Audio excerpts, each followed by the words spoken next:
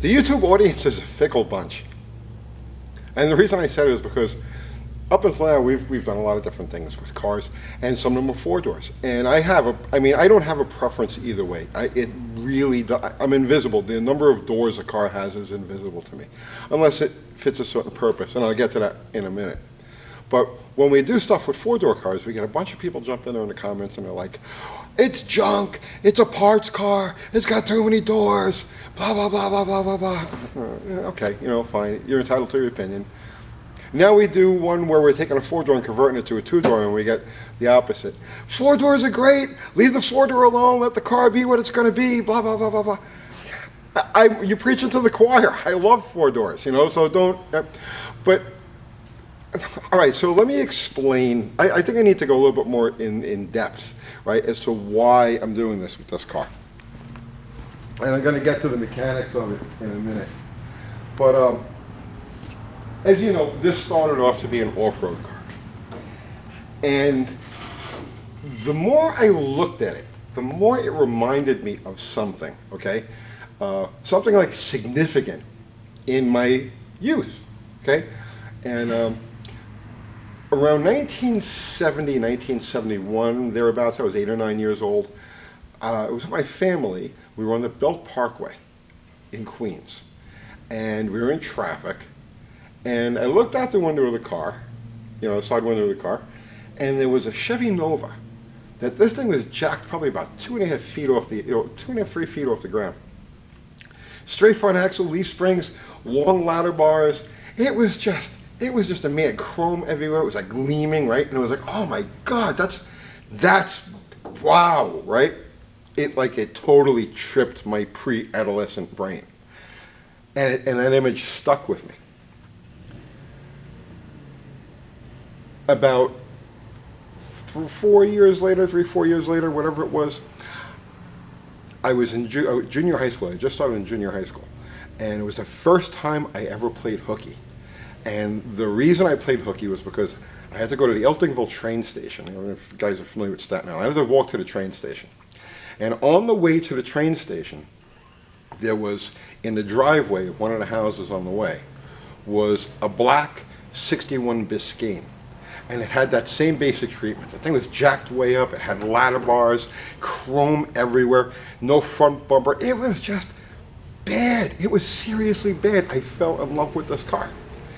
And I was on my way to the train station to go to school. No, this thing just totally jumped in my head. And instead of going to school, I said, there is nothing in that building that has, I have no use for anything that's in that building. So I went to the candy store, and they had a magazine rack, and I spent the whole day reading car magazines in the magazine. You could do it in those days, right? The owners of the places would get to know you, and they're like, okay, go read the magazines. And that's what I did. And it was the first time I played hooky. It was the first time I realized. It was the first time I unplugged from the system. And as it turned out, that was probably the turning point in my life, because it caused a lot of turmoil in my the teenage years. But as it turned out, unplugging from the system at that stage of the game set me on a path that led me to where I am today. And I have a really good life because of that. But it was the images of those two cars that you would consider to be street freaks, right, that stuck in my head. And so when we started building this car, we mounted it on the truck frame, and I'm looking at it, and I'm seeing that drop front axle and the leaf springs and the stance of the car, right, and all of that. And a vision just kept coming back in my head of these couple of cars that I saw that really were pivotally kind of changed my life. So when push came to shove, I was like, you know what? I don't want something all caked up mud and dirty and everything else for this purpose. This thing is just too beautiful. This is the spirit of those cars that I saw when I was a kid. And so that's pretty much why I changed direction with it. And here's another important thing for you to realize if you're doing this stuff, right? You have to give yourself the freedom to change direction on a project. A lot of people will stop dead in their tracks because it just doesn't fit the idea. It's not going the way you want it to. It's not quite the vision, right? And then you just lose interest. It becomes very frustrating. It becomes a labor to work on the car. So sometimes you need to allow yourself to change that direction a little bit. I mean, you know, you started off, I'm going to build a drag car. I want to build a drag car. And then, you know, but you keep watching like episodes of Top Gear or whatever it is, and they're going around road courses and everything else. Allow yourself the freedom to say, you know what, I really didn't want a drag car. I really want something I can go road race with. Change your project. Keep yourself happy. And that's how you stay motivated with things. So that's what happened with this. And in the spirit of those cars, those 70s street freaks that like changed my life, that's what I want to do with this, and that's why the conversion to two-door, because it just wouldn't fit that 1970s, that early 1970s image as a four-door. It just wasn't done. If you're of that age, you remember the World of Wheels car shows, and they had all of those basically street freaks, you know, jacked up, big Traeger, right. That's what I want. You know, it doesn't really serve a purpose other than just like, it's cool, and I want this cool thing. So, we talked yesterday about all of the differences between two-door and four-door cars, and a lot of you guys were like, it's too much work. Why would you want to do that kind of work? Just go start with another car. And what you fail to realize is that it's the work that I enjoy. You know, the finished product is anticlimactic. It's getting to the finished product that I enjoy, right? I love the work. I would rather be here in my shop trying to figure out than any place else doing anything else. So your fun with your car fun is where you find it. This is where I find mine. So we shot that video yesterday morning, and by yesterday afternoon I had a functional, let me go on the other side. I had a functional door on the passenger side. So all I did here was I took the post, I moved it back, I made a gauge,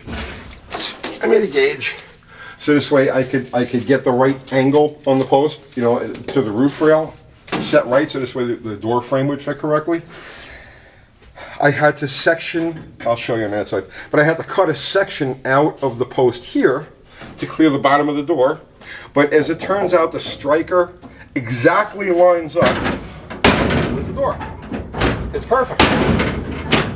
So, if this was a race car, right, or something you really didn't care, you know, how things fit on the inside, you could really leave it as it is and put a Lexan window in it and be done with it.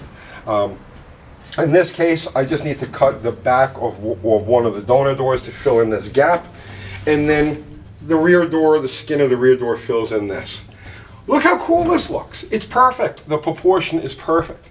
A lot of you guys were like, you know, just weld the back door closed, leave the post alone. No, you don't get that same aesthetic. Look at this thing.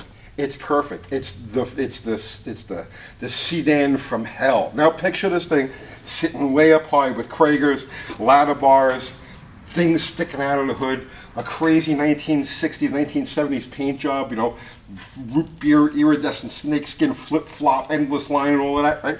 Picture that, because that's the vision I have for this car.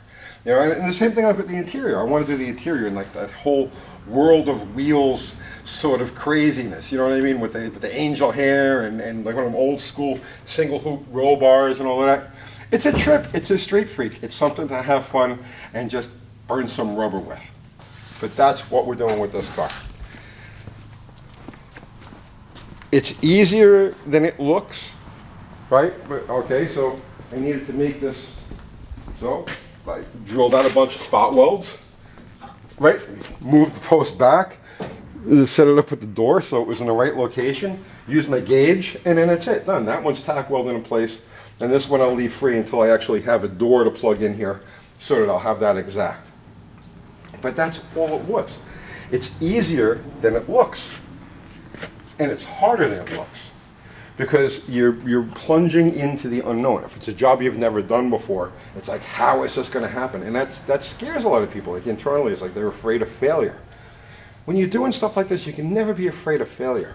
If you cut something, see, working with metal is self-forgiving. You can cut metal, right? So, you know, that old saying, working with wood, you know, measure twice, cut once. Because you cut too much off a piece of wood, even just a little hair, a little sliver, you're done, right? You can't make that mistake with metal. Metal's forgiving. If you cut too much off, weld it back in.